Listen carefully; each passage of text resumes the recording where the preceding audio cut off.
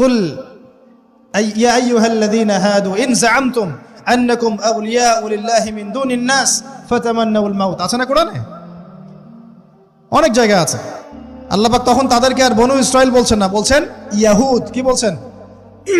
এই যে নাম আসলো ইহুদি, তো বনু ইসরাইল এবং ইহুদি এক নয়। বনু ইসরাইলরা ভালো ছিল এবং তারা ওই সময়কার মুসলিম ছিল। যখন তারা আল্লাহ পাকের আনুগত্য করেছিল, আল্লাহ পাক তাদেরকে সমৃদ্ধি দিয়েছিলেন, ঠিক আমাদের মতোই। আর যখন তারা আল্লাহ পাকের আনুগত্য করে নাই, পথভ্রষ্ট হয়ে যায়, আল্লাহ পাক তাদেরকে শাস্তি দিয়েছেন। এক পর্যায়ে তারা যখন নবীদেরকে হত্যা করা শুরু করেছিল, অনেক নবীকে হত্যাও করেছে। যেমন জাকারিয়া আলাইহিস সালামকে তারা হত্যা করেছে, ইয়াহইয়া আলাইহিস সালামকে হত্যা করেছে।